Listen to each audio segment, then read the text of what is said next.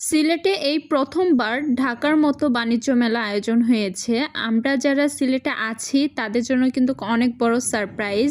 Hello everyone, আসসালামু আলাইকুম। This is me Mehenur. আশা করি আপনারা সবাই ভালো আছেন। ফার্স্টে আমি চলে যাব আড়ংগে। আমার কিছু কাজ ছিল, সো ওগুলা শেষ করে আমি জিন্দাবাজার রোড দিয়ে চলে যাচ্ছি সুবিধ বাজারে বাণিজ্য মেলার উদ্দেশ্যে। তো আজকে আবার জিন্দাবাজারে দেখছি মানুষও খুবই কম। তো ভাবছিলাম যে বাণিজ্য মেলায় যদি মানুষ কম থাকে তাহলে তো সুবিধা মতো কেনাকাটা করতে পারবো একটু দেখে শুনে।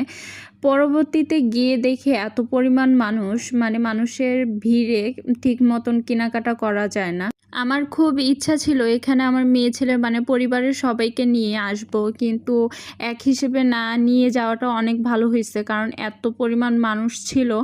আর বাচ্চাদেরকে না নিয়ে যাওয়াটাই আমি মনে করি অনেক সেফ, কারণ এখানে প্রচুর মানুষ আর হাঁটা চলার জায়গাটাই অনেক কষ্টের। সে জায়গায় বাচ্চাদেরকে নিয়ে গেলে বাচ্চারা দেখা যাচ্ছে কোথায় না কোথায় ব্যথা পেয়ে যাচ্ছে।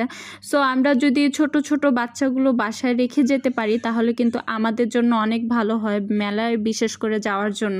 পার পারসন টিকিট ছিল 20 টাকা করে। সো আমি 20 টাকা দিয়ে টিকিটটা নিয়ে ভিতরে চলে আসলাম। আর এখানে প্রথমে দেখছিলাম কি আমার তেমন কসমেটিক্স ভালো লাগে না, বা একটা সময় ছিল খুব বেশি পছন্দ করতাম কিংবা আমার কিনতে ভালো লাগতো, কিন্তু এখন আমি জানি না বছরেও একবার কসমেটিক্সের দোকানে যাই কি না। যতটুকু যাই নিজের মেয়ের জন্য যাই বা মেয়ের আবদারে যাই, এতটুকুই। এই মেলায় পেয়ে যাবেন আপনারা পাকিস্তানি জুতা থেকে শুরু করে রানার ম্যাট, কুশন কাভার, এভরিথিং সব কিছুই পেয়ে যাচ্ছেন। আর ডিজাইনগুলো কিন্তু অনেক কোয়ালিটিফুল, অনেক সুন্দর।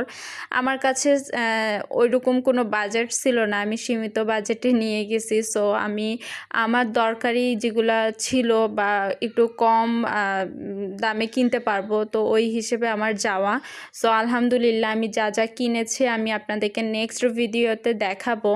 আর যারা সিলেটের আশেপাশে আছেন কিংবা এখনও আসেন নাই তাদেরকে বলবো যে একবার হলে এসে দেখেন, অনেক ভালো লাগবে। শুধুমাত্র আপনাদেরকে একটু বেছে বেছে নিতে হবে, এতটুকু। সো আপনারা সবাই ভালো থাকবেন।